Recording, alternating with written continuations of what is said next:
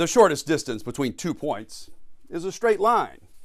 But the trip Bryan-Kohberger allegedly took the night of the murders is full of unexpected twists and turns, just like the case itself. What really happened out there on the back roads and side streets will be fought over at trial.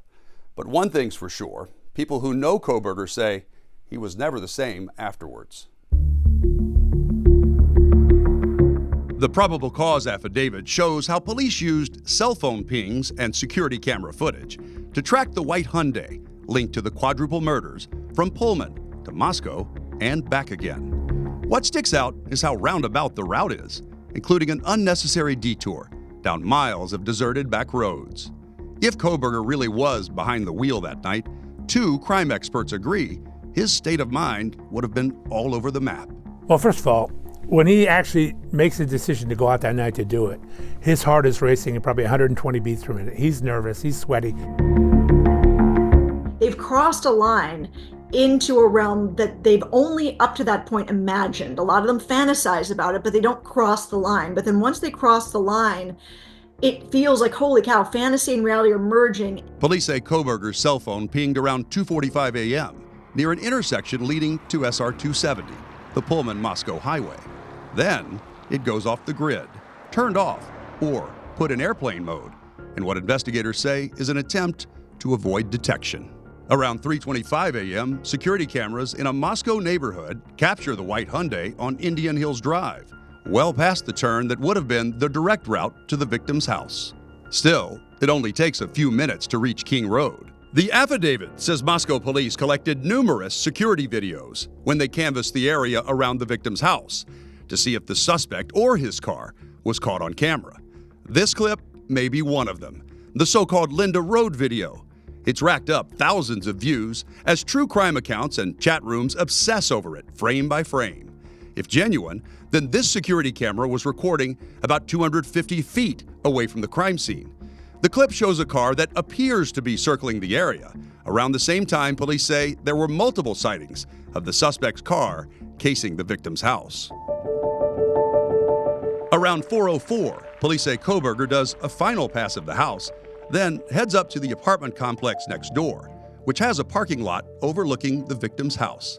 Someone standing there would have an unobstructed view of the bedroom windows and the sliding glass door, believed to be the killer's point of entry.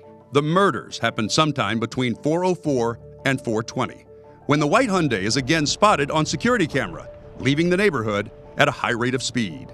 After that, there's a 20-minute gap where there's no footage or cell phone data. But police have a pretty good hunch that Kohberger was headed south out of town. When his cell phone turns back on at 4:46 a.m., he's already far down Idaho State Highway 95.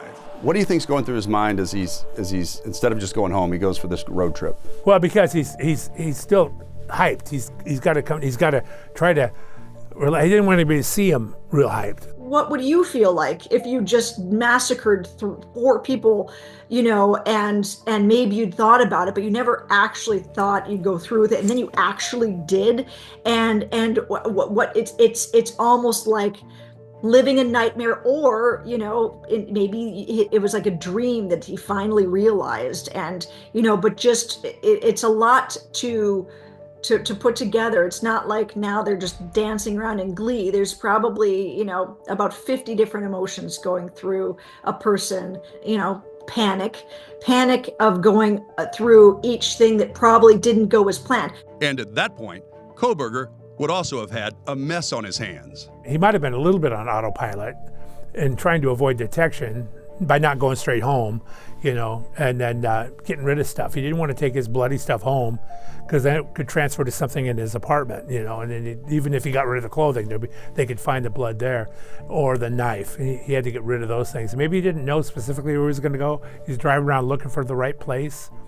If he just threw it in the brush somewhere, there's a chance it could still be found, Police have not produced the murder weapon, and they found no bloody clothing or any blood at all in Kohberger's car. But the route Kohberger allegedly took down Idaho 95, then over to SR 195 in Washington, is pitch black at night, mostly empty space, fields and woods, crisscrossed by streams. Once you get to SR 195, It's a straight shot up to Pullman.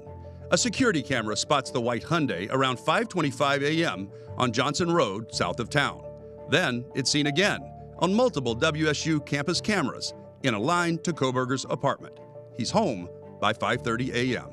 From there, we know Kohberger continued attending lectures and teaching classes as usual through the end of the semester. But people notice he's acting different.